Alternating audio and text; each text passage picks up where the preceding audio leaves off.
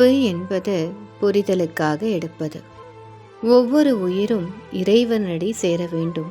இதுதான் இறுதி நிலை. பிறப்பின் உயிர் அணுவினும் சிறியதாய் ஒரு அணுவாய் உருவெடுக்கின்றது. அந்த அணுவானது ஒரு உடம்பெடுக்கிறது. அது புல்லாகவோ மரமாகவோ மனிதனாகவோ அந்த பிறப்பின் புரிதலை பொறுத்து மற்ற பிறப்பு கிடைக்கும். ஒரு உயிர் புல்லாய் பிறப்பெடுத்து மற்ற உயிருக்கு உணவாகிறது.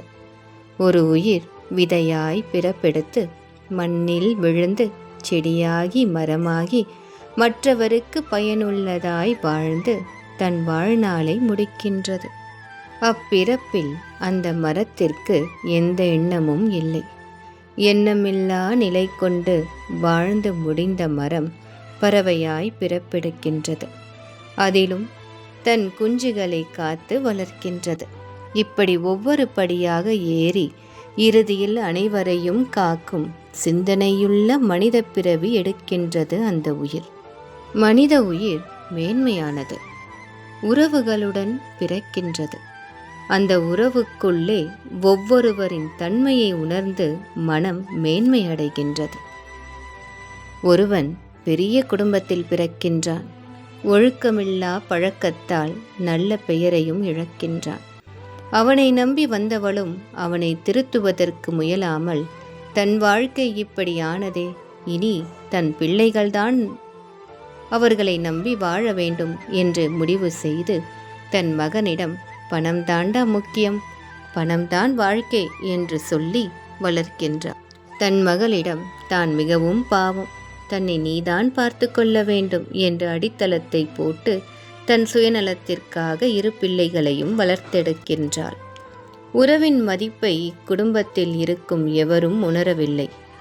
தந்தை தன் செயல்களின் காரணத்தினால் தனிமையில் நோயால் அவதிப்பட்டு இறக்கின்றான்.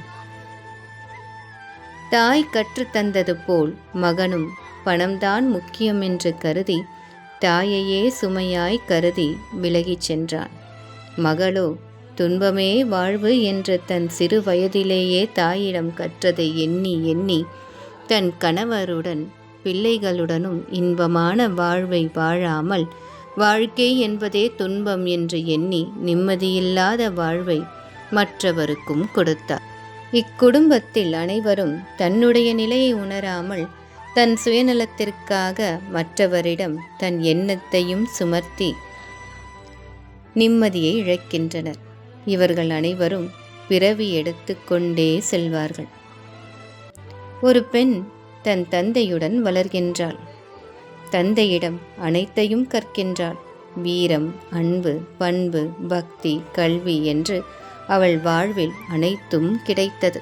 தந்தை ஒரு நாள் தன் மகளிடம் திருமணத்தை பற்றி பேச அவள் வேறு உறவே வேண்டாம் என்று திருமணத்தையே புறக்கணித்து மற்றவருக்கு நன்மைகள் செய்வதுதான் என் வாழ்வு, அதுவே இறை தொண்டு என்று எண்ணி வாழ்ந்தும் இறந்து விடுகின்றாள்.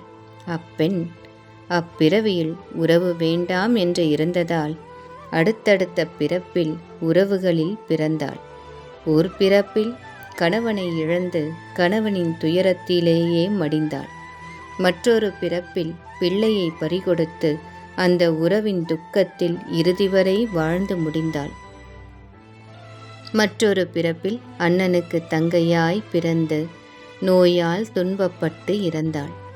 இப்படி அந்த உயிர் உறவே வேண்டாம் என்ற நிலையிலிருந்து ஒவ்வொரு பிறப்பிலும் ஒவ்வொரு உறவுக்காக வாழ்கின்றாள்.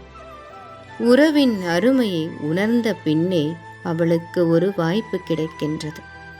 அனைத்து உறவுகளும் கூடி வாழும் வாழ்க்கை அந்த உயிருக்கு கிடைக்கின்றது. அந்த வாய்ப்பில் உறவுகளுடன் நன்னெறியில் வாழ்ந்து விட்டால் அந்த உயிர் இறைவனடி சேர்ந்துவிடும். இல்லையெனில் அந்த உயிரின் செயலுக்கு ஏற்றாற்போல் பிறவி என்னும் பெருங்கடலில் தொடர்ந்து கொண்டே இருக்கும்.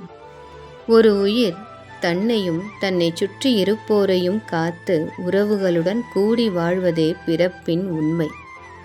உறவுகளை வெறுத்து ஒதுக்கியவர்கள் அந்த உறவுகள் மடிந்த பின் அவர்களின் நினைவுகளை நினைத்து புலம்புவதில் என்ன பயனுண்டு?